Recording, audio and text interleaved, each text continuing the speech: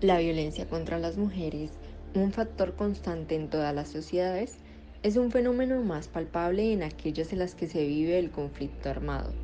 En este video vamos a mostrar cómo en el caso colombiano, la violencia contra las mujeres, expresada en el desplazamiento forzado, es la manifestación clara de patrones culturales de exclusión contra las mujeres.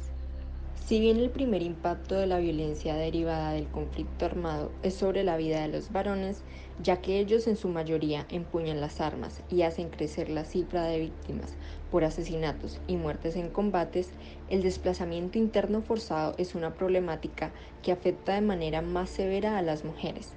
Por lo tanto, es frecuente que luego del asesinato o desaparición de sus maridos y parientes, sean las mujeres las que asumen la jefatura del hogar y llevan a sus familias a otros lugares en busca de seguridad y condiciones de subsistencia.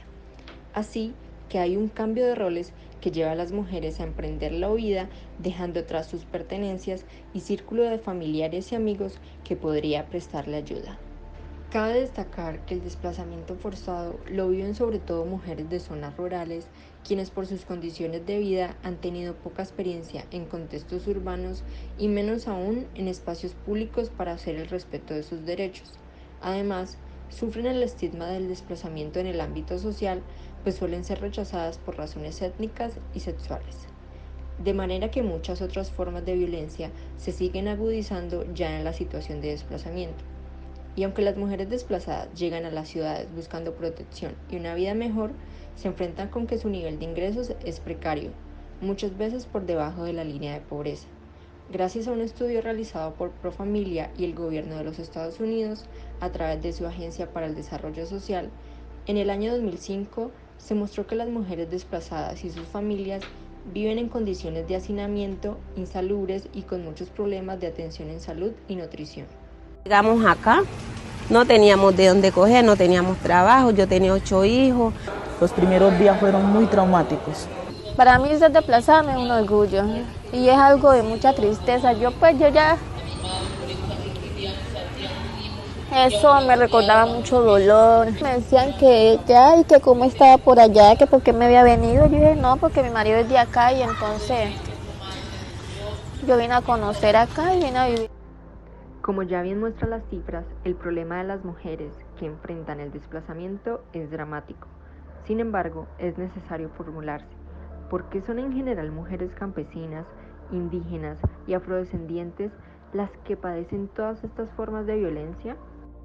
Para responder esta pregunta, en primer lugar hay que aclarar que las constituciones políticas que abrazan el ideal de democracia plantean una supuesta igualdad, pero son iguales solamente quienes representen el ideal de hombre, blanco, urbano, empleado, heterosexual o empresario, quedando así por fuera un gran porcentaje de población que no cumplía estos supuestos básicos: población rural, negros, indígenas, mujeres, entre otros.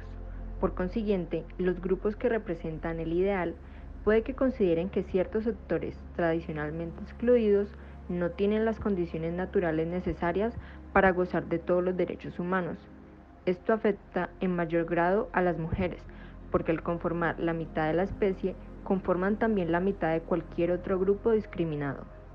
Y es justamente en este mar de diferentes donde es posible hallar a las víctimas, las cuales han visto sus derechos vulnerados y padecido inimaginable violencia. Intervinieron 3 hombres, 3 sujetos en una camioneta blanca. Inmediatamente me llevaron a las afueras del pueblo y violentamente me desnudaron, me obligaron a desnudarme, y habían 2 atrás y 1 delante, el conductor.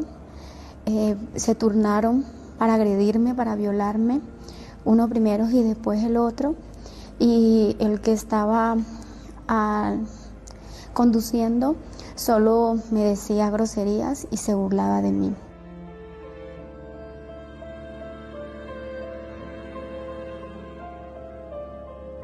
Otras fueron obligadas a caminar desnudas por las calles de sus pueblos como una forma de escarmiento, y otras más perdieron sus cabelleras luego de que se las cortaran o fueran marcadas en sus genitales y rostros como ganado.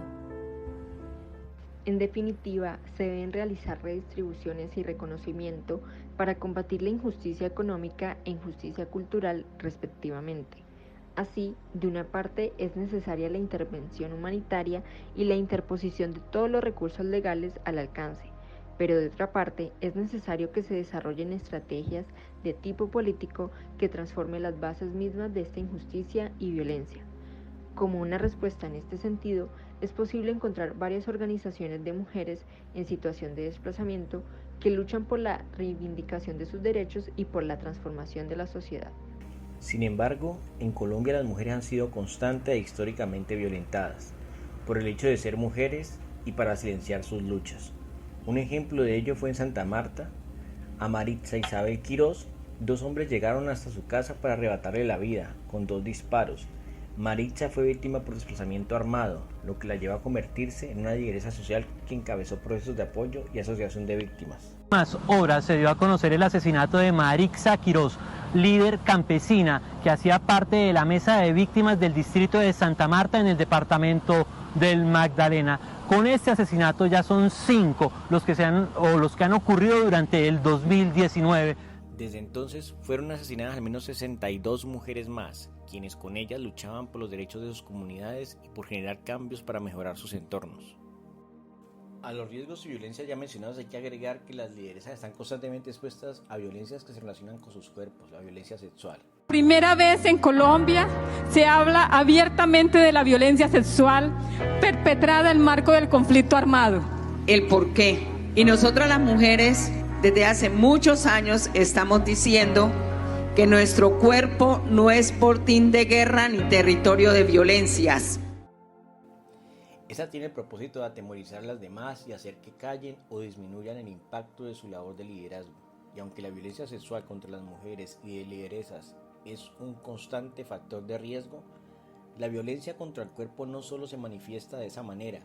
Un común denominador encontrado en varios casos de las lideresas asesinadas es el de las heridas causadas con arma blanca, que en muchos casos son propinadas con sevicia y con el propósito de efectuar tajantemente sus cuerpos. Es importante destacar que las voces de lideresas indígenas y afrodescendientes fueron silenciadas por la violencia que pretende opacar y terminar sus luchas, pero también han sido víctimas de la violencia que se dirige contra sus comunidades y contra ellas, siendo mujeres dentro de las mismas.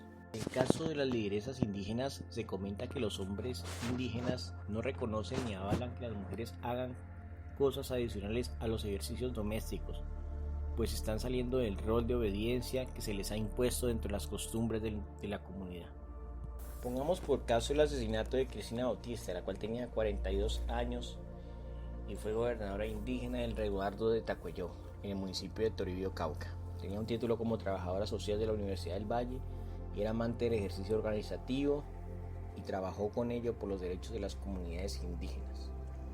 Hubo una masacre el día que la asesinaron. La lideresa se movilizaba en una camioneta de la Unidad Nacional de Protección UNP, cuando a la altura de la vereda La Luz, hombres armados en una camioneta negra emboscaron el vehículo y le dispararon durante unos 10 minutos. Cristina Bautista, la gobernadora indígena asesinada en la tarde de ayer, revelaban la difícil situación y el temor con el que viven las comunidades indígenas del Cauca. La líder emitió estas declaraciones en el sepelio de 2 guardias asesinados. En ese momento rechazó la presencia de grupos armados dentro de su territorio. Y a los grupos armados, esta es nuestra casa. El asesinato de Cristina generó zozobra en la comunidad de Toribío y los territorios indígenas.